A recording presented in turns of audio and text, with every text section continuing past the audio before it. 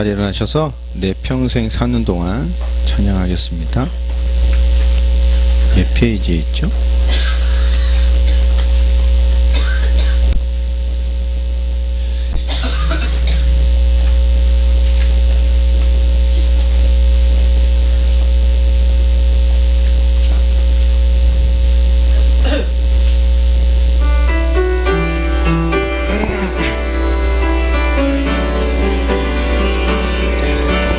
내 평생 사는 동안 주 찬양하리. 여호와 하나님 내 주를 찬양하리. 주님을 묵상함이 즐겁도다. 내 영혼 주 안에서 참 기쁘리. 아멘. 내 영혼아 주님을 송축하라. 내 영혼아 주님을 찬양하라. 내 영혼아 주님을 송축하라. 내 영혼아 주님을 내 평생 사는 동안 내 평생 사는 동안 주 찬양하리. 여호와 하나님 내 주를 찬양하리. 주님을 묵상함이 즐겁도다. 내 영혼 주 안에서 참 기쁘리. 내 영혼아 주님을 송축하라. 내 영혼아 주님을 찬양하라. 내 영혼아 주님을 송축하라. 내 영혼아 주님을 내 영혼아 주님을 송축하라. 내 영혼아 주님을 송축하라. 내 영혼아 주님을 찬양하라. 내 영혼아 주님을 송축하라. 내 영혼아 다시 한번 우리 선포합시다. 내 영혼아 주님을 송축하라. 내 영혼아 주님을 송축하라. 내 영혼아 주님을 찬양하라. 내 영혼아 주님을 송축하라. 내 영혼아 주님을 찬양하라. 아멘. 다같이 사도신경으로 신앙 고백하겠습니다.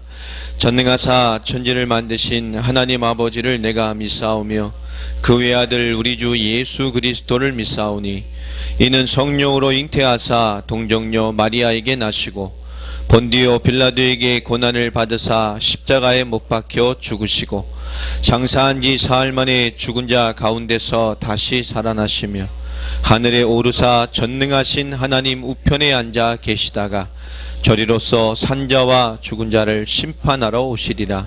성령을 믿사오며 거룩한 공예와 성도가 서로 교통하는 것과 죄를 사하여 주시는 것과 몸이 다시 사는 것과 영원히 사는 것을 믿사옵나이다. 아멘. 자리에 앉으시고요. 우리 교독문 61번을 교독하겠습니다.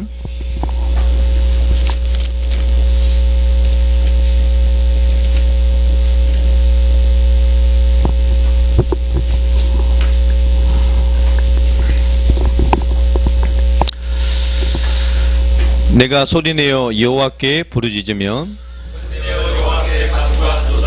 내가 내 원통함을 그의 앞에 토로하며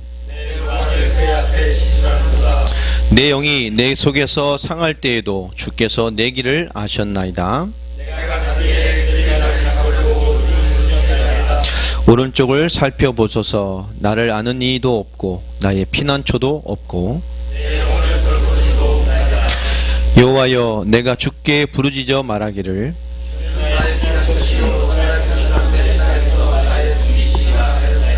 나의 부르짖음을 들으소서. 나는 심히 비천하니다.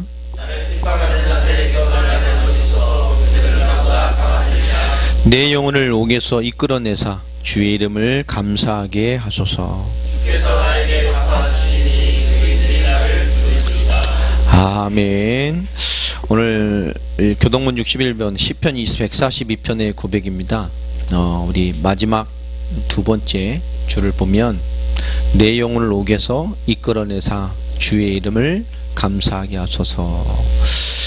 많은 현실과 또 대적자와 죽음과 그런 한계를 넘는 많은 환경 속에서 결국 문제가 아니고 또 드러나는 것이 문제가 아니고 오늘 시편의 기자는 뭐라고 설명하죠? 해답을 어떻게 찾습니까? 내 영혼을 옥에서 이끌어내어 주의 이름을 감사하게 하소서. 여러분 영혼이 살아나길 바랍니다. 우리 영혼이 갇혀있고 많은 것 앞에 덮여있기 때문에 하나님의 역사 앞에 있지 못할 때가 많습니다. 주님께서 우리에게 갚으셔서 우리에게 의인의 축복으로 또 내 주변의 문제와 환경과 어려움이 아니라 내 주변이 의인으로 변화되어지고 의인으로 나를 두르시는 그런 응답들이 주어지는 예배가 되기를 주의 이름으로 축원합니다. 오늘 예배를 위해서 유경영 집사께서 기도해 주시겠습니다.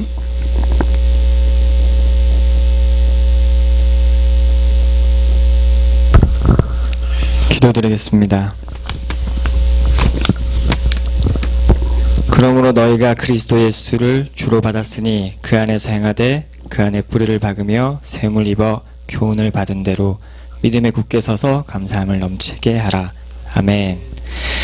하나님 감사함으로 기도합니다. 먼저 저희가 예수를 그리스도를 믿게 하시고 은혜 안에 살게 하시니 감사와 찬양을 드립니다. 하나님 저희가 정말 세상에 많은 교회 가는데 의미 없는 헌신이 아니라 인생을 담고 온전하게 행하게 하시는 교회와 성도가 되게 하시니 감사와 찬양을 드립니다. 하나님 교회를 위해 먼저 기도합니다. 저희와 저희 교회와 성도가 하나님 앞에서 첫 믿음을 그대로 주 앞에서 진실하게 지키는 교회가 되길 원합니다. 정말로 하나님 앞에 진실한 행함이 있는 교회가 되기를 소망합니다. 하나님 교회가 하나님 앞에서 말씀이 주장하는 교회가 되게 하시고 생명이 자라나는 교회가 되길 원합니다. 저희 인생으로 응답받는 그리스도 반석교회가 되게 하시옵소서. 하나님이 주신 교회 이름대로 응답받기를 원합니다. 하나님이 원하시는 만큼 마음껏 쓰시고 하나님의 마음을 시원케 하는 교회가 되길 원합니다. 하나님 예배를 드릴 때 하나님 앞에서 더욱더 간구합니다. 오늘도 말씀이 저희 안에 거하게 하시고 저희 삶을 주장하기를 원합니다. 하나님 저희가 세상 방법이 아니라 하나님 자녀에게 허락하신 인도하심을 받길 원합니다. 하나님의 방법으로 승리하고 살아가길 원합니다. 세상 가운데서 믿음 안에서 타협하지 않게 하시고 하나님 주시는 굳건한 믿음 가운데 고민이 아니라 확신과 여유를 가지길 원합니다. 우리의 삶으로 하나님 앞에 영광을 나타내길 드립니다.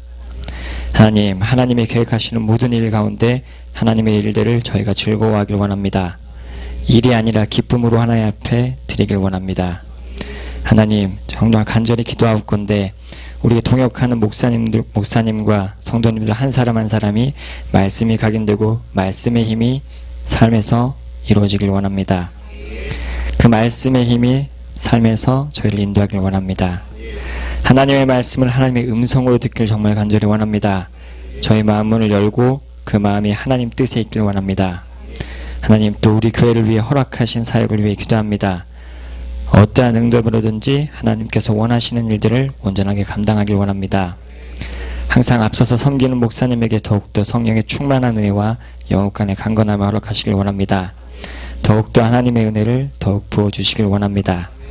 하나님 또 하나님 연결시켜 주시고 찾아주신 알렉사 역자와 잠불 목사님을 위해 기도합니다. 그분들에게 하나님이 원하시는 응답들이 이루어지길 원합니다.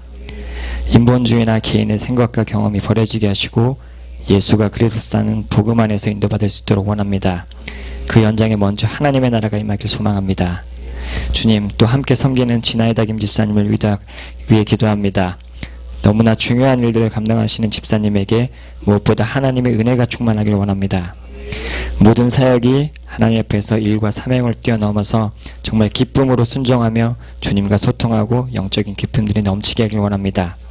감당하는 모든 일 가운데 지치지 않게 하시고 영육간의 새 힘을 더욱 부어주시길 원합니다.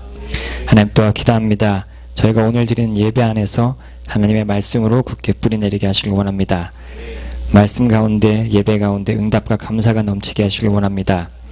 예배 듣는 시간이 말씀 받고 은혜 받는 수준을 넘어서 하나님과 동행하는 시간이길 원합니다.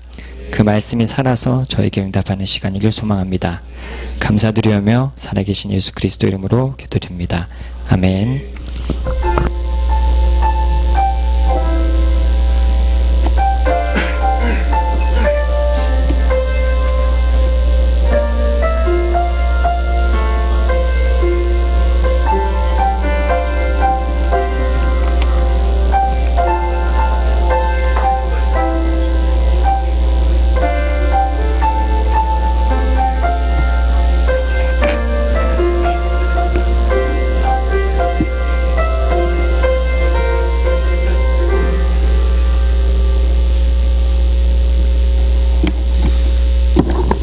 아멘. 오늘 기도대로 우리 예배와 우리 현장에 역사하는 하나님의 은혜가 넘칠 줄로 믿습니다. 우리 성도님께 한번 인사하십시다. 오늘 하나님의 은혜와 응답으로 충만하길 바랍니다. 인사하겠습니다. 하나님의 은혜와 응답으로 충만하시길 바랍니다. 예, 우리 영역가는 회복되시고요. 오늘 하나님의 은혜가 여러분의 귀하게 임하기를 또 기도하겠습니다. 오늘 하나님의 말씀은 창세기 21장 우리 1절로 7절까지의 말씀을 우리 같이 교독하겠습니다. 창세기 찾으신 줄 알고요. 우리 같이 한 절씩 교독하도록 하겠습니다. 여호와께서 말씀하신 대로 사라를 돌보셨고 여호와께서 말씀하신 대로 사라에게 행하셨으므로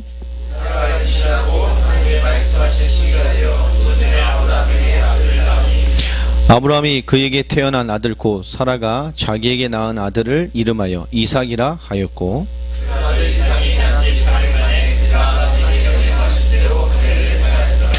아브라함이 그의 아들 이삭이 그에게서 태어날 때에 100세라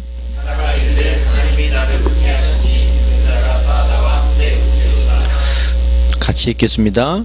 또 이르시되 사라가 자식을 젖먹이겠다고 누가 아브라함에게 말하였으리오마는 아브라함의 노경에 내가 아들을 낳았도다 하니라. 아멘. 오늘 성경 구절에 이삭이 드디어 태어나는 말씀을 보게 됩니다. 오늘 이 언약 앞에 큰 사람이 되라 라는 제목으로 하나님 말씀을 나누겠습니다. 이삭이 하나님 앞에 큰 사람이냐? 오늘 그런 말이 아니고요. 오늘 21장 전체를 통해서 하나님 우리에게 주시고 또 다른 부분으로 또 설명할 수 있겠지만 오늘 이 언약의 흐름 속에서 말씀의 흐름 속에서 하나님 주시는 응답을 함께 나눴으면 좋겠습니다. 여러분 언약 안에서 큰 사람 되는 응답을 받으시길 바랍니다. 뭐 어감적으로도 큰 사람이 좋죠. 그죠? 또 우리도 큰 그릇, 한국 큰 거 좋아하잖아요. 그 별로 크지도 않은데 한국은 모든 다리가 다 대교입니다. 성수대교, 가양대교, 뭐 다 대교예요. 여기 다 대교. 한국 사람이 큰 걸 좋아하는 거예요.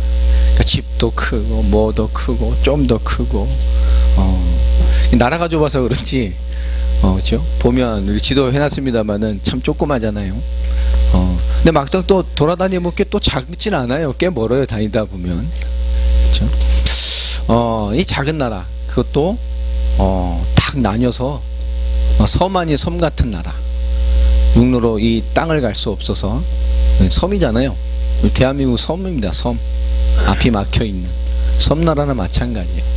삼면에 바다가 아니면 대륙을 갈 수 없고 비행기 타야 되고 이런 꽉 막혀있는 나라를 통해서 하나님 세계복음화를 이루어가시는 걸 보면 또 이렇게 작은 나라에서 하나님의 역사를 또 회복하길 원하는 것들을 보면 또 이민족의 영적인 부흥 앞에 하나님이 정말 세계 선교에 대한 헌신과 하나님 앞에서의 그 민족적인 약속을 하나님이 신실하게 축복하셔서 또 이끌어 가시는 것들을 보면 참 감사할 따름입니다. 하나님의 언약은 신실하게 하는 지금도 이루어 가시고 우리에게 역사해 가셔요. 제 인생을 봐도 업앤다운 있고 우여곡절이 있어도 하나님 제게 주신 믿음과 삶을 하나님이 이루어 가심을 부인할 수가 없어요. 저에게 시작할 때 주셨던 그 은혜와 그 말씀 동서남북 열방을 향해서 내 가슴을 요동치게 했던 그 하나님의 주신 그 하나님의 비전을 하나님은 성취해 가시더라고요. 부족하면 깨닫게 하시고 정신 못 차리면 주워 박아서 갖다 놓으시고 이 길이 맞는지 저 길이 맞는지 헷갈리고 있을 땐 이게 맞다 저게 맞다가 아니라 제가 걷고 뛰고 부딪히면서 마침내 그 길을 가서 아 이것이구나라고 작은 넘어짐도 이후에 돌아서도 다른 사람에게 답을 줄 수 있는 인생이 되고 작은 실패도 어느 날 뒤돌아보니 실패한 사람을 이해하고 그들에게 답을 줄 수 있는 내가 되게 하시고 이해할 수 없는 어려움과 고통과 사건과 눈물을 많이 흘렸음에도 불구하고 뒤돌아보니 결국 하나님의 복음을 이해하고 사람을 이해하고 세상을 이해해서 결국 왜 복음이어야 되는지를 이해하게 하시려고 하나님께 어떤 땡깡도 쏘고 덤비기도 하고 어쨌든 하나님이 협박하기도 하고 이럴 거면 왜 날 주의종 만들어서 불러가시지 막 그럴 때도 있죠. 근데 그 답이 아니라 그 위에 뒤돌아보면 결국 뭐죠? 그것이 하나님이 내 그릇을 키우게 합니다. 내 작은 마음을 깊게 하시고 결국 세계 살리고 사람 살리고 하나님의 말씀을 수종들 살 사람으로서 나를 세우시고 나를 키우시기 위해서 하나님이 하신 일이라는 것을 보게 됐어요. 그래서 우리는 어려울 때 더 큰 응답이 준비되어 있고 우리 힘들 때 더 큰 하나님의 계획이 있고 도무지 이해할 수 없는 한계가 왔을 때에 하나님의 더 완벽한 메시지가 숨어 있다는 것을 비로소 복음을 가진 후에 알게 됩니다. 여러분 우리에게 실패는 없습니다. 우리 전부 다 하나님이 우리를 향한 우리를 두드리고 계시는 거예요. 우리의 많은 부분들이 넓어지고 깊어지고 궁극적으로 사람 살리고 세상 살리고 하나님의 뜻을 수종될 사람으로서 우리를 하나님이 계속 끊임없이 우리에게 역사하시고 작업하시고 우리를 치유하시고 회복시키시고 만들어가고 계십니다. 그러니까 얼마나 감사합니까? 오늘 아침에도 강진하고 작가 함께 말씀 선구정 묵여 나누면서 그런 얘기를 했습니다. 하나님 우리를 테스트하시고 마귀는 우리를 유혹하고 시험한다. 마귀는 템테이션이죠. 다르다니까 우리 인간에게 하는 게. 하나님은 시험하십니다. 테스트하셔요. 테스트는 결론 있어요? 없어요? 없어요. 계속 우리를 뭐죠? 확인하시고 하나님의 사람으로 만들어 가시는 거예요. 하나님이 실수가 없는 분입니다. 하나님 자신의 선택을 후회하지 않으신다고 말씀했어요. 그 후회 없는 부르심 앞에 우리를 불러 세우셨습니다. 우리가 복음의 근본적인 것을 잘 이해하지 못하면 우리가 어떤 오류를 범하게 되느냐. 자, 우리 모든 종교는 어떤 차이가 있습니까? 인간의 공로, 인간의 행위를 통해서 인간의 구원의 개념을 설명하고 얘기합니다. 모든 종교는 그래서 덕을 쌓고 의를 행하고 선을 행하고 율법을 지키고 무언가의 인간의 행위를 믿는다고 하면서도 그 믿음이 답이 아니죠. 믿음이 결론이 아닙니다. 믿는다는 게 그 문제를 해결하지 않아요. 믿는다는 게 인간의 뭔가를 경지를 완성하지 않습니다. 모든 종교가 그렇죠. 인간의 공로와 행위를 통해서 인간의 구원의 개념을 얘기합니다. 그러니까 노력해야 돼요. 깨달아야 되고 뭔가의 이 대가를 지불해야 됩니다. 그러나 오직 성경만 뭐라 말하죠? 오직 복음만 인간의 행위가 아닌 뭡니까? 하나님의 은혜로 말미암아 그 은혜로 믿음을 통해서 구원받음을 증언합니다. 그래서 종교와 구원과 복음은 완전히 다른 겁니다. 자, 하지만 우리가 오직 행함이 아니고 믿음으로만 구원을 받는다라고 하니까 많은 기독인들이 어떻게 생각하죠? 믿음과 행위에 대한 오해를 많이 하고 있어요. 실제 삶에서 보면 오직 행함이 아니고 믿음으로만 구원을 받는다 라는 이런 개념을 가지고 뭐죠? 또 많은 목사들과 현대 신앙적인 개념들이 거짓 복음을 전하는 경우가 참 많습니다. 자, 우리가 오직 복음으로만 구원을 받기 때문에 그렇죠? 행함에 대해서 어떤 사람은 무시하거나 젊은 세대일수록 많고 또 예수를 믿어도 세상에 문화적인 때가 많이 묻어있는 사람들 그런 사람 많이 있죠. 또 이 분명히 행함에 이 믿음으로만 구원을 받기 때문에 많은 또 어떤 일부의 사람들은 성경의 신앙이 아닌 뭐죠? 종교적인 신앙으로 머물러 있는 사람 참 많아요. 그러니까 척하는 거죠. 실제는 뭐 은혜 뭐 별로 말씀도 관심 없고 주일날 예배 드리는 거에 만족하고 그냥 예배 드렸어. 그리고 뭐죠? 말씀 못 들었는데도 관심 없고 그냥 목사님 좋은 재미있는 얘기 예화하면 그 예화 기억하고 근데 말씀이 하나도 없죠. 예배 드렸어. 무슨 말씀 받았습니까? 없어요. 무슨 기도 제목이죠? 말씀과 하나님의 은혜와 하나님의 소원과 중심과 소통되는 기도 제목이 없습니다. 잘 되는 거, 그죠? 아들, 딸, 남편 잘 되고 좋은 대학 가고, 그죠? 돈 잘 벌고 건강하고 술 조금 덜 먹고 나쁜 사람 안 만나고 뭐 이런 거 아닙니까? 그냥 뭐죠? 성경의 신앙이 아닌 그냥 종교적인 겁니다. 또 어떤 사람을 보면 이 행함이 오직 믿음으로만 구원받고 행함으로 구원받지 않는다고 하니까 이 개념을 가지고 뭐죠? 아직까지도 불신자의 연장선에 서 있는 사람들도 많아요. 이 믿음과 행함의 모호함 때문에 어떤 사람은 뭐죠? 믿는 것도 아니고 안 믿는 것도 아닌 모호한 사람들은 더 많아요. 이 우리 실제 현장입니다. 오직 믿음으로 구원받는다 라고 말하니까 이게 어떻게 됐죠? 이 믿음과 행함을 구분해 버렸습니다. 이 개념이 어떻게 됐을까요? 우리에게 어떻게 적용됐죠? 이 시대가 많은 교회 다니는 사람, 저는 크리스찬하고 말은 못하겠습니다. 많은 교회 다니는 사람들 중에서 이 믿음으로 받는 구원을 어떻게 받아들이고 있느냐? 영과 육을 구분하여 구원과 믿음을 받아들였어요. 자, 이게 얼마나 무서운 결과를 가져왔느냐? 오직 믿음으로 구원을 받는다는 것은 영과 육을 구분한 개념이 아닙니다. 많은 사람들이 믿음으로 말미암아 구원받는다는 것을 잘못 오류로 영과 육을 구분해 버렸기 때문에 이런 엄청난 오류를 가건. 여러분, 오직 믿음으로 구원받은 우린 뭐죠? 우리의 영도 우리의 육도 오직 믿음으로 구원받은 자의 인생과 삶을 살아가는 겁니다. 이건 구분할 수가 없는 거예요. 근데 많은 크리스찬들이 오직 믿음으로 말미암아 구원받는다는 개념을 영과 육을 구분해 버린 개념으로 받았습니다. 구원받았으니까 막 살아도 되나요?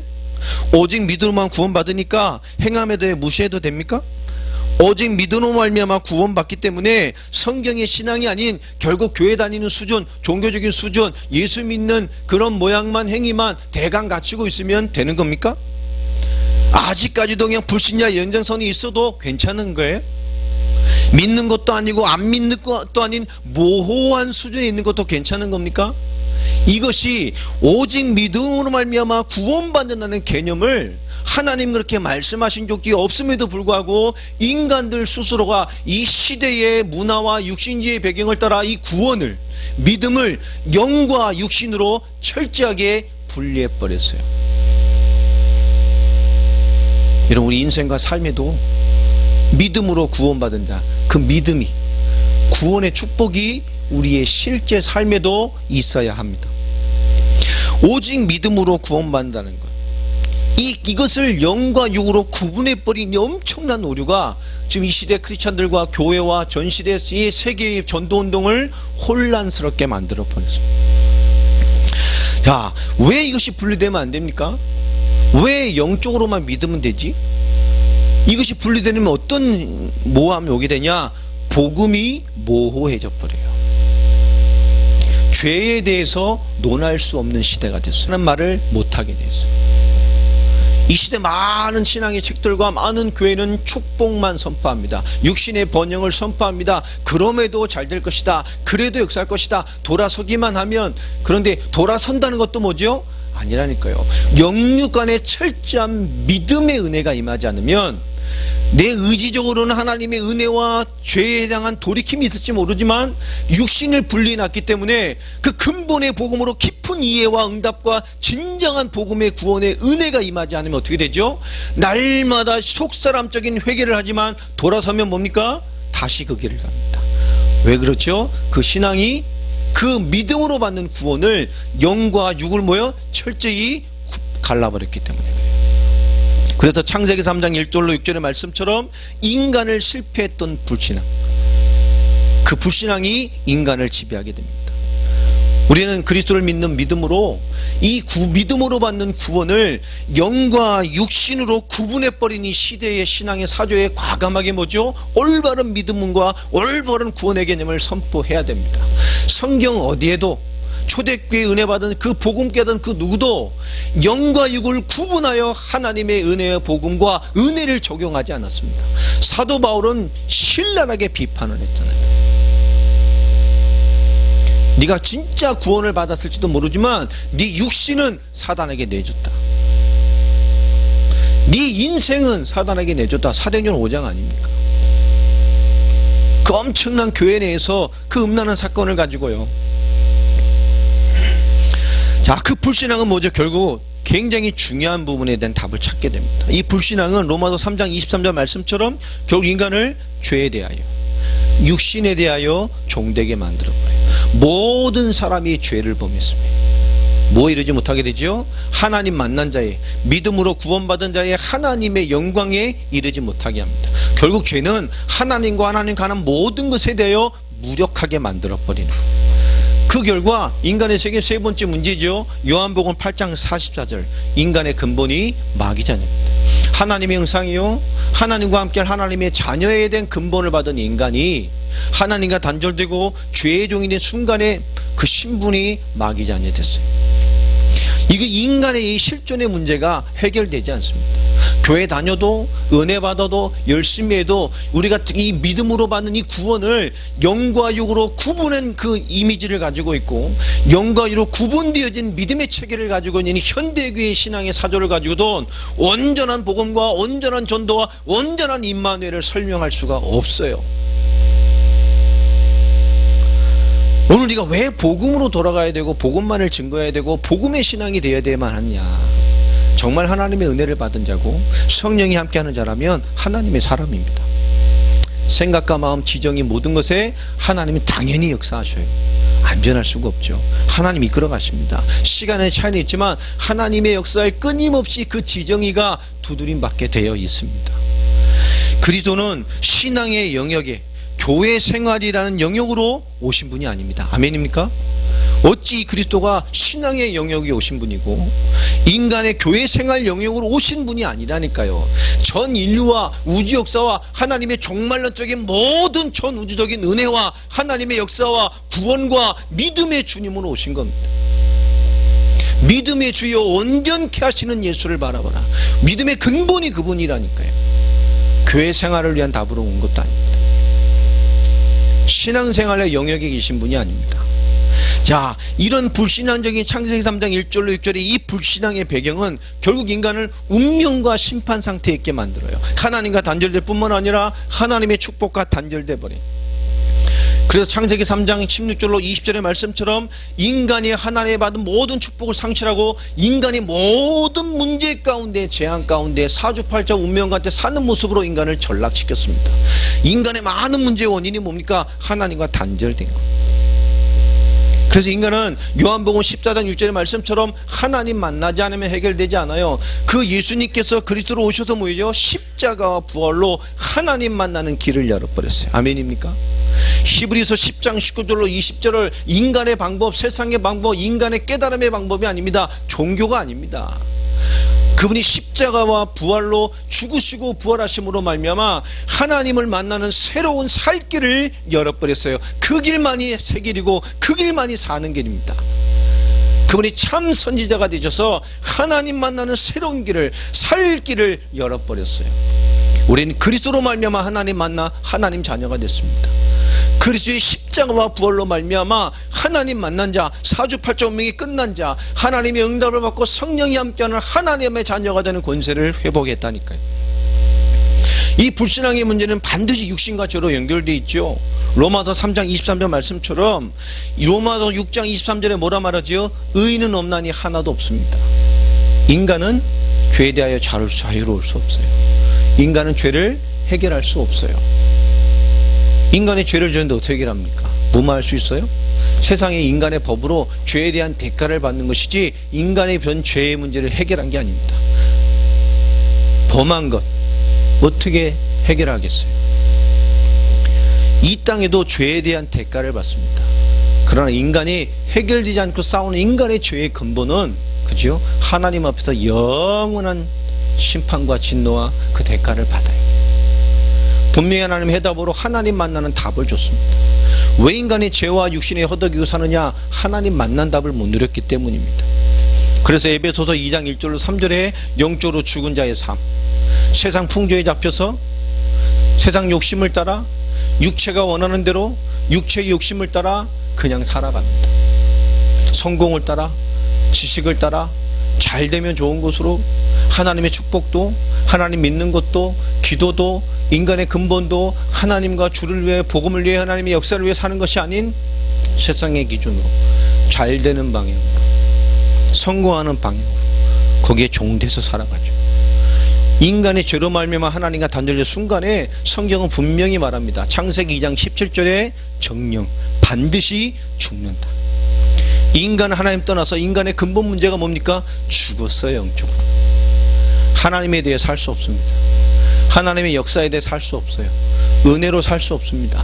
다시 말하면 하나님의 역사에 대한 것에 완전히 죽어버렸어요. 하나님에 대하여 죽어버렸어요. 하나님이 받을 보장된 모든 축복에 대하여 죽어버렸습니다. 예수님께서 십자가와 부활로 그리스도가 되셔서 로마서 8장 2절에 죄와 사망의 법에서 우리를 영원히 해방해버렸어요. 할렐루야. 끝냈습니다. 그렇게 살지 않아도 돼요. 불신자같이 살지 않아도 됩니다. 하나님의 자녀로 하나님의 사람으로 은혜 앞에 주의 역사 앞에 서서 그 이름으로 살아갈 수 있다니까요. 히브리서 9장 12절로 14절에 그분이 약속하신 대제사장으로 오셔서 인간의 행위 예배의 율법이 아닌 염소와 송아지가 피가 아닌 오직 자기의 피로 영원한 속죄를 이루어서 할렐루야 단번에 더 필요 없어요. 그분의 한 번에 그 단번에 죽으신가 부활로 말미암아 하나님의 성소 하나님을 만나는 거룩한 신분으로 우리를 변화시켜 놨습니다. 히브리서 10장 14절 말씀에 거룩하게 된 자들이 단번에 영원히 완전히 한 번에 영원히 완전히 우리 문제를 끝내버렸어요. 그분이 우리에게 참 제사장이 되셔서 이 문제를 끝내버렸습니다. 인간이 왜 이렇게 됐죠? 하나님 떠나 죄로 말미암아 인간이 무너진 근본엔 사단의 역사의 배경에 숨겨져 있어요. 불신자 다 귀신 섬깁니다. 근데 귀신의 배경이 뭐예요? 악한 일입니다.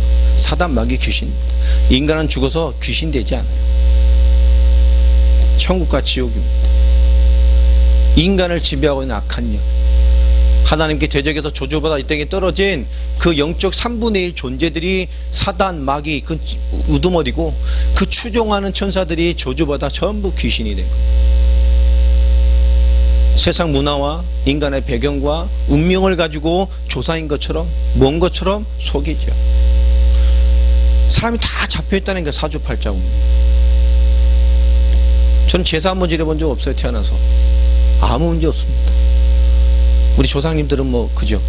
1년에 밥 한 번 안 차렸다고 조상을 막 후손을 막 괴롭히고 날짜 안 지켰다고 막 괴롭히고 내 후손이 방향 잘못 바짝갔다고 막 괴롭히고. 여러분이 진짜 부모라면 후대하게 그렇게 하겠어요? 1년 364일 굶으셨는데 한 끼 더 굶으시면 어때요? 내 자녀가 깜빡했다고 막 가정에 환란을 주고 쳐요? 조상이? 그러겠어요? 이사 가는데 방향 맞춰 못 갖춰갔다고 막 쳐요? 정말 그럴까요? 조상이 아닙니다. 악한 영이라는 거예요. 사주팔자 운명으로 지배하는 거예요. 성경에 뭐라고 말하지요? 그것이 영적 문제입니다.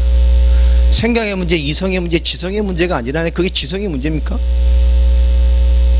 멀쩡히 장사 시작하고 사업 시작하면서 축복을 달라고 돼지머리 삶아 놓고요. 그쵸? 그래서 살아있는 돼지면 이해하겠어. 죽어서 목 잘려서 푹 삶아서 싱긋이 웃고 있는 돼지입니다. 내 인생의 축복 잘 되게 해달라고 거기다 엉덩이 쳐두고 저래요. 여러분, 인간의 도덕과 지성과 이성은 그게 말이 되는 얘기입니까? 개도 그런 짓은 아니에요. 죽어서 목 잘린 지 삶아도 놓고 거기다 인생의 축복을 빈다니까요. 실컷 축복 빌어놓고 섬겨놓고 끝나면 뭐하죠? 식칼 두고 덤빕니다. 왜? 먼저 귀 잘라 먹으려고. 귀가 맛있거든. 기껏 인생을 부어놓고 귀 잘라먹고 뜯어먹고 앉았어요. 개도 그런 짓은 한다니까, 이성으로 보면. 여러분, 이거는 지성의 문제가 아닙니다. 영적인 문제라니까. 이건 상식의 문제가 아닙니다. 이건 영적인 문제라니까요. 그래서 영적인 것은 교회 생활 영역으로는 해결이 안 되는 거예요. 이 세상 임금이 역사하는 겁니다. 악한 영이 역사하는 거예요. 어찌게 이게 가능합니까? 사도행전 10장 38절 말씀처럼 마귀에게 눌려 있는 겁니다. 예수님께서 착한 일을 행하시다 마귀에게 눌린 모든 자를 고치셨다고 말을 합니다. 인생이 눌려 있는 거라니까요, 마귀한테. 생각과 마음과 이 모든 게 잡혀 있는 겁니다. 이성의 문제가 아니에요. 지식의 문제가 아닙니다. 영적인 문제인 거예요. 히브리서 2장 15절에 그 결과가 뭐죠? 죽기를 무수함으로 일생에 매여 종로로 탑니다. 일생에 매여 있다니까, 사주팔자 운명. 이렇게 하면 망할 것 같고, 이렇게 하면 죽을 것 같고, 이렇게 하면 재수가 없고, 이렇게 하면 재앙이 오고, 일생에 매여 종로로 타고 살아갑니다. 요한일서 3장 8절 말씀에 참된 왕으로 마귀의 모든 일을 멸하셨어요. 그리고 히브리서 2장 14절 15절에 그분이 뭐지요? 사망으로 말미암아 사망의 세력을 잡은 자 마귀를 없이 하셨습니다. 아멘입니까? 사망과 사망의 세력을 잡은 자 마귀. 오늘도 복음들에게 분명한 것을 말씀하셔요. 우리가 예수를 믿는 것, 우리가 예수를 그리스도임을 진짜 믿고 그 이름을 붙들고 산다는 것은 단순한 얘기가 아닙니다. 우린 종교 생활이 아닙니다. 좀 더 열심히 하자가 아닙니다. 좀 더 잘해보자가 아닙니다. 좀 더 헌신해보자 이게 아닙니다. 우린 영과 육의 개념이 달려있는 게 아니에요. 조금 더 해야 하나님 역사하는 게 아닙니다. 하나님은 인생 자체를 택하셔서 우리를 통해서 하나님의 언약을 마음껏 이루시기를 원하신단 말이에요. 하나님의 언약을 성취할 자로서 성경의 믿음의 초대교회 정신을 가진 그 복음의 사람들의 인생의 모습을 이 시대에 우리를 통해서 하나님이 실현해내시기를 원하세요. 그게 언약의 사람입니다. 아브라함 시대에 그런 인물이 없었겠어요? 아브라함 하나를 가지고 하나님한 시대를 이끌어 가셨어요. 다윗 하나의 인물을 가지고 하나님 그 시대를 이끌어 가셨습니다.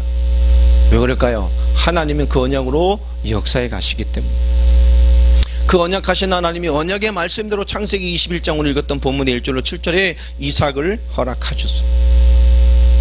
하나님의 말씀대로 귀한 그 약속하신 귀한대로 그 이름 그대로 그들이 5절에 보면 100세의 이삭을 얻고 이삭의 이름을 그대로 짓습니다. 3절에 보면. 그리고 4절에 보면 하나님의 약속대로 언약의 인생임을 그 몸에 할례를 행해버립니다.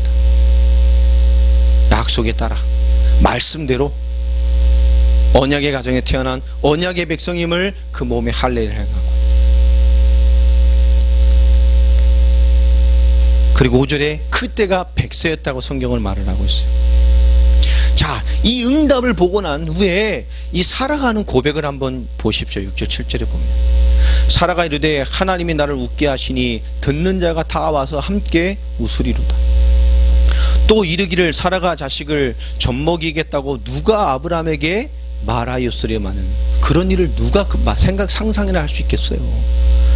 아브라함의 이 노경에 내가 아들을 낳았도다 하니라. 사라가 지금 뭐라고 말하지요? 진짜 하나님이 누구신지를 이해한 거예요. 사라가 하나님이 나를 웃게 하신다. 어찌 사람이 이런 걸 상상이나 하고 말을 할 수 있는 얘기냔 말이에요. 이 일을 통해서 사라가 진짜 중요한 하나님이 누구신지, 그분이 어떤 은혜를 주시는지, 그분이 주신 말씀의 의미가 뭐며, 그분이 언약이 뭐며, 그들이 선포하신 말씀이 성취되는 말씀이라는 하나님과 말씀과 언약 성취에 대한 무언가가 정말로 마음에 깊게 들어온 겁니다. 그 고백을 하는 거예요. 하나님이 나를 정말로 웃게 하신답니다. 이 사라는 이를 통해서요, 하나님과 말씀과 언약에 대한 무언가가 정말로 깊게 들어왔어요. 그리고 그것을 이해할 수 있는 장이 뭐냐? 그 위에 단락에 나오지요. 8절부터 보면 아이가 자라 젖을 떼고 젖을 뗄 때 큰 잔치를 베풀었어요. 우리나라 말하면 돌잔치하고 비슷한 겁니다. 어린이들이 태어나면 많이 죽으니까 옛날에는 1년 3일면 이제 살 수 있는 가능성이 크니까 돌잔치를 해줬죠. 근데 여기서 젖을 먹였다는 것은 히브리인들은 유목민이었고요, 젖을 오래 먹였어요. 뭐 1년 우리 먹이면 우리는 오래 먹인 거잖아요. 1년 젖 먹이는 사람도 거의 없죠. 근데 이 유대인들은요, 우리나라 말하면 거의 길 때는 4살, 진짜 많이 먹일 땐 5살. 그렇게 나오나 봐요. 계속 먹이면. 우리나라 나라면 거의 4살 가까이 먹였습니다. 아이가 이제 움직이고 완전히 유목민이기 때문에 그럴 수도 있겠죠. 자기가 움직일 수 있을 때까지. 그러니까 사무엘을 한나가 나서 성전에 바쳤을 때 젖을 떼고 데려왔다 그랬단 말이에요. 그때 벌써 뭐 했죠? 움직이고 심부름을 했어요. 길게 먹이면 5달까지 먹였다니까. 그러니까 아이를 떼어나니까 사무엘은 뭐요? 엄마가 그 나이까지 먹인 거예요. 말을 알아듣고 움직일 나이까지. 그러니까 유목민들은 최소 3년 이상을 먹였단 말이에요. 그러니까 얘가 와자와자 움직이고 까불 고를 아이 아닙니까? 근데 그 아이를 누가 이제 장난을 하는 거예요? 이스마엘이 그 돌잔치 같이 하는 때 막 애를 막해 애 가지고 장난을 한 거죠. 이미 이스마엘은 이때 나이가 꽤 오래됐어요. 우리나라 말하면 18, 20이 조금 안 된 나이. 아브라함이 86세에 아들을 이스마엘을 낳았고 지금은 100세입니다. 그럼 14살이죠. 젖을 뗀 나이를 3년이라고 쳐도 17, 20이 안 돼. 18, 19, 혈기왕성한 질풍노도의 시기. 그렇죠? 다 컸다니까 장성했어. 그때 당시에 16세면 다 컸죠. 옛날에 조선시대의 춘향이가 16세 수절하겠다고 생명 걸었는데 우리나라 지금 말하면 이 어린 것이 지금 중3이잖아요. 지금 나라 말하면 머리에 피도 안 마른 것이 까져가지고 이럴 나이 아닙니까? 그죠? 그게 16살이잖아요. 춘향이가 정절을 지키겠다고 생명 건 게 16이라니까. 예전이라면 다 장성한 거예요. 이 아이를 가지고 장난을 치니까 그렇죠? 너무 화가 난 겁니다. 근데 하는 말을 들어보면 11절 13절 보면 참 들을만해요. 9절부터 보면 사라가 본즉 아브라함의 아들 애굽 여인 하갈의 아들이 이삭을 놀리는지라. 애 가지고 장난한 거예요. 그가 아브라함에게 이르되 이 여종과 그 아들을 내쫓으라. 당신의 아들이라고 얘기하지 않습니다. 여종과 그 여종의 아들을 내쫓아라. 이 종의 아들은 내 아들 이삭과 함께 기업을 얻지 못하리라 하므로 아브라함이 그의 아들로 말미암아 그 일에 매우 근심하게 됐더라. 자, 무슨 말일까요? 기업을 받을 사람이 아니라니까. 하나님의 말씀과 하나님이 베푸신 그 말씀과 언약과 언약 성취의 기준을 두고 이 사라가 단호하게 얘기를 하는 겁니다. 얘는 하나님 역사 앞에 뭐요? 아니요, 내보내라. 죄의 씨를 제거해 버리는 겁니다. 언약의 이 말씀을 오해하고 이른 이 씨, 아브라함의 씨는 맞는데 말씀을 인간적으로 오해하고 불신앙의 씨, 그리고 하나님을 받아들이지 못한 이방인의 씨, 절대 믿음이 될 수 없는, 지금 말하면 모슬렘의 근본이든 모슬렘의 조상이란 말이에요. 근데 아브라함은 그걸 뭘로 고민하고 있어요? 아들로서 고민하고, 또 얼마나 사랑하고 장성한 아이로 키웠겠습니까? 근데 12절에 보면 하나님 말씀하시죠. 아브라함에게 이르되 네 아이나 네 여종으로 말미암아 근심하지 말고 사라가 내게 이른 말을 다 들어라. 이 사라가 그동안에 쫓아낼 기회가 없었겠어요? 아닙니다. 쫓아냈다가 또 왔잖아요. 하나님 설득해서 가서 넌 종으로 살아라. 섬기고 살아라. 이삭에게서 나는 자라야 내 씨라 부를 것이다. 이건 인간의 개념을 얘기하는 게 아닙니다. 죄의 씨를 제거하고 언약이, 말씀이, 하나님 역사에 도전받고 하나님의 말씀을 대해서 흠집을 낼 수 있는 이 죄의 씨의 변질된 개념을 제거해버리라는 거예요. 그 말씀대로 참 아브라함은 어쨌든 범인을 하지만 말씀 받으면 참 그대로 해요. 보면 바로, 그렇죠? 13절 보면 여종의 아들도 내 신이 그나 내가 그로 한 민족을 이루게 할 것이다. 그러니 뭐요? 걱정하지 말고. 지금 뭐죠? 언약이에요. 말씀입니다. 이 믿음의 조상 아브라함에게 철저하게 말씀을 따라가는 그 은혜와 삶과 믿음과 삶, 이 행위와 믿음이 구분되지 않은 완전한 하나님을 믿는 믿음의 완성을 하나님 원하신다니까요. 14절에 아브라함 보세요. 14절에 아브라함이 아침에 일찍 그래 참 아브라함은 보면 그죠. 딱 그 말씀 받자마자 그 다음 아침에 일어나자마자 뭐 했어요? 떡 이만큼 물 하만큼 어디다요? 가죽 부대 가져다가 그 말이라도 한 2필 정도 실어주지. 그것도 많으면서 어디다 매줘요? 그 여자가 뭔 힘이 있어요? 그냥 이만큼씩 가죽 그 통에다가 이 말씀 딱 받고 뭐 하는 거죠? 이 뭔가 들어온 게 있긴 있는 거예요. 하지만 아브라함 보면 이게 참 극과 극을 참 잘 같아요. 말씀 받으면 그리고 그들 인생을 하나님이 축복하시고 여러 가지 또 하나님의 경험하게 하셔서 그들의 인생을 인간적으로 보장하시고요. 아브라함의 씨가 아브라함의 은혜로 그들을 축복하십니다. 그리고 그가 강성한 민족이 돼서 이 바란강의 중심으로 얻게 되죠. 그러나 문제는 뭐냐? 왜 하나님이 분리하셨을까요? 21절에 잘 나와 있어요. 그가 바란강에 거주할 때 다 컸습니다. 그가 어머니가 그를 위하여 어디서요? 애굽 땅에서 아내를 얻어 주었다. 애굽 여인이거든. 하나님 없어요. 이게 되시죠? 결국 이방의 철저한 하나님 대적하고 사는 모슬렘 족속으로의 결과의 시작이 이렇게 돼버립니다. 언약 성취를 방해하고 말씀을 방해하고 믿음을 방해하고 이 땅의 복음을 막는 가장 강력한 집단. 오늘 말씀의 핵심은 22절부터 좀 보려고 하는데요. 그 일 과정 중에 어떤 일이 생기냐? 너무 아브라함이 강성하게 번영을 합니다. 아비멜렉이 그랄 땅에서요. 왕. 오늘 이 아비멜렉 왕이요 군대 장관. 그다음에 왕권과 군권은 나라를 상징하는 두 가지가 아닙니까? 군권을 가지고 있다는 건 어마어마한 거예요, 이 시대에. 근데 왕과 군권을 가진 군대 장관이 아브라함을 찾아왔어요. 온 이유가 뭡니까? 어마어마한 응답들. 이게 보통 설명할 수 없던 하나님 역사 속에 살아가는 겁니다. 그들이 뭐라고 말을 합니까? 이르되 네가 무슨 일을 하든지 누가 계셔요? 하나님이 너와 함께 계시다. 불신자 그랄 왕과 이 나라가 그것을 보고 이해할 만큼 정말로 하나님의 역사 속에 살아간 겁니다. 그래서 그들이 위협이 된 거예요. 이 아브라함이 너무 강력한 집단으로 성장해 가고 있으니까 그랄 땅의 한 부분에서요. 와서 뭐 하는 거죠? 보장각서를 하는 겁니다. 우리 서로 치지 말자. 이렇게 우리 치지 마라. 이런 거예요. 하나님이 함께 하니까 하나님과 함께 쳐버리면 어떻게 되겠어요? 뭔가 하나님의 역사를 잇는 인생이거든. 증인입니다.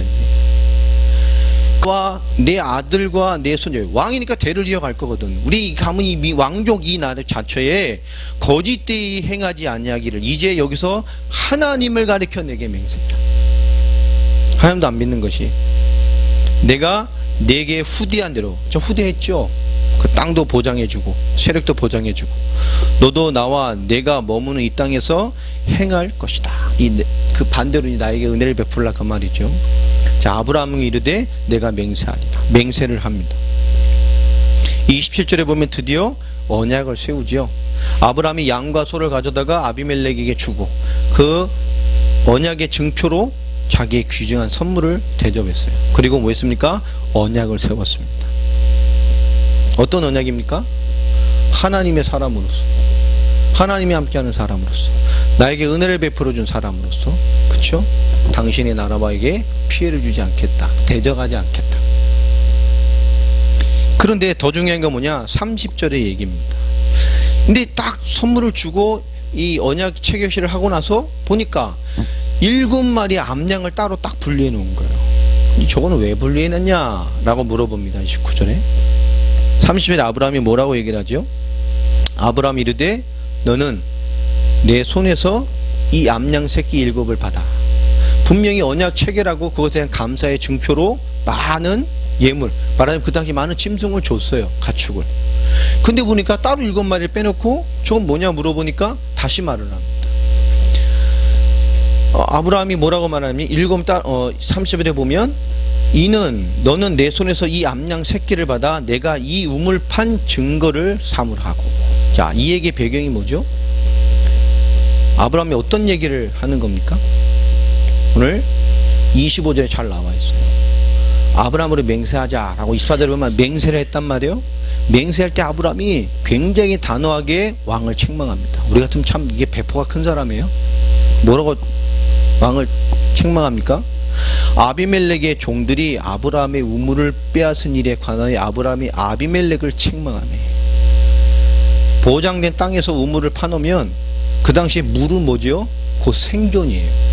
광야에서 유목민에게 아브라함이 하나님의 은혜로 다 우물을 개발해 놓으면 누가 와서 뺏어가요? 아비멜렉의 신하들이 와서 뺏어가요. 왜? 그거는 보장이라 엄청난 겁니다. 물을 가지고 있다는 거.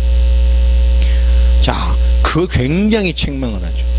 아비멜렉이 뭐라고 말합니까? 26절에 아비멜렉이 이르되 누가 그리하였는지 내가 알지 못하노라. 너도 내게 알리지 아니하고 나도 듣지 못하였더니 오늘에 내가 들었노라.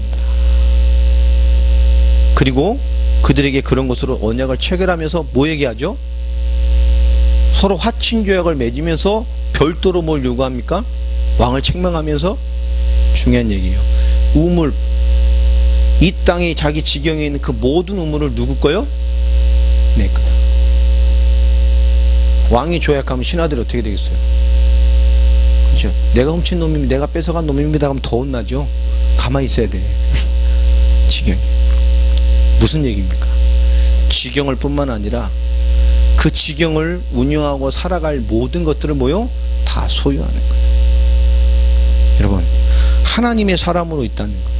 31절에 보면 둘이 언약을 체결할 뿐만 아니라 그 생명권의 보장, 그 땅의 축복권의 보장, 그 땅에 거하는 모든 권력에 대한 보장을 31절에 보면 그들이 맹세를 합니다. 두 사람이 거기서 서로 맹세하였으므로 그것을 부엘세바라 이름하였더라.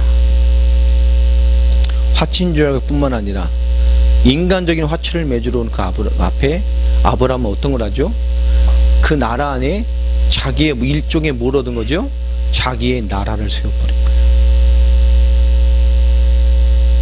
이 가능한 일일까요? 왕이 허락했단 말이에요. 하나님의 역사 앞에. 여러분, 우리가 하나님의 역사가 맞다고 생각했을 때 언약 앞에 뭐요? 가장 큰 응답을 붙잡을 수 있어야 됩니다. 우리가 하나님의 중요한 시간표 앞에 섰을 때에 가장 중요한 결단과 요구를 찾아낼 수 있어야 됩니다. 하나님 오늘 이게 문제라고 생각했던 것 앞에 언약으로 인도받는 아브라함의 인생 앞에 어찌려 담대하게 하나님의 계획을 찾아갈 수 있을까요? 33절에 보면 아브라함이 부엘세바에 에셀나무를 심고 거기서 영원하신 여호와의 이름을 불렀더라. 거기서 뭐예요? 나무를 심었어요. 뭘 찾은 거죠? 오아시스, 샘물 주변에 뭘 심은 겁니까? 나무를 심었다는 건 뭘까요? 나무가 금방 커요? 아니에요. 자기의 나라를, 자기의 세력을 본격적으로 뭐죠? 내 언약의 현장을 만들어가는 거예요. 그리고 그러면서 뭐 했습니까? 거기서 뭐 했어요? 영원하신 여호와의 이름을 불렀습니다. 아멘입니까? 기도하고 거기서 하나님의 예배하고 거기서 아브라함이신 믿음의 조상으로서의 하나님의 나라를 만들어간 거예요. 여러분, 언약이 있는 자에게 예배. 우리가 언약을 잡고 간다는 것 앞에 이런 많은 도전들이 있을 수 있습니다. 그러나 그 하나님의 응답의 사인으로 왔다는 것을 봤을 때는 여러분, 큰 사람으로서 하나님이 주시는 그 영적으로 가장 합당한 요구들을 찾아서 기꺼이 인생으로 삶으로 펼쳐낼 수 있는 그런 큰 그릇들이 되길 바랍니다. 그렇죠? 결단할 땐 결단하고 그 중요한 시간표에 하나님의 뜻으로 뜻한 바를 담대히 펼쳐낼 수 있는 언약의 하나님이 함께하잖아요. 하나님 함께합니다.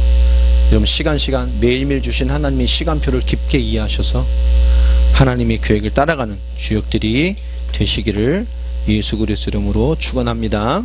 예, 기도하겠습니다. 하나님 감사합니다. 오늘도 언약 안에서 우리에게 말씀을 주시고 또 생명이신 그리스도 예수 안에서 하나님의 충만함과 하나님의 뜻과 계획을 따라가는 그런 언약의 주역되는 아브라함 같은 인생으로 저희가 인도함 받아가기를 소망합니다. 하나님의 역사 안에서 언약을 말씀을 반드시 성취하신 하나님의 계획 앞에 우리 인생과 삶의 시간표를 엄히 되돌아보며 또 중요한 시간표와 사건 앞에 하나님의 영적인 선명한 계획을 찾아 하나님의 역사로 이뤄가는 올바른 눈과 판단과 그릇됨으로 살아갈 수 있는 저희들이 되게 하여 주시옵소서. 언약까지 이제 인생을 부르셔서 성취하시고 하나님께서 완성하길 원하는 그 언약의 성취의 여정의 인생 앞에 우리가 올바른 지혜와 또 영역과 하나님께 주신 영적인 중요한 능력을 가지고 이 땅의 모든 원리를 바꾸어가며 이 세상의 모든 환경을 바꿔갈 수 있을 만큼 우리 개개인의 삶의 현장을 하나님의 역사의 현장으로 우리의 모든 삶의 무대를 하나님이 역사하는 무대로 바꿔갈 수 있는 저희들이 되게 하여 주옵소서. 근세에 있는 주 예수 그리스도의 이름으로 기도합니다. 아멘.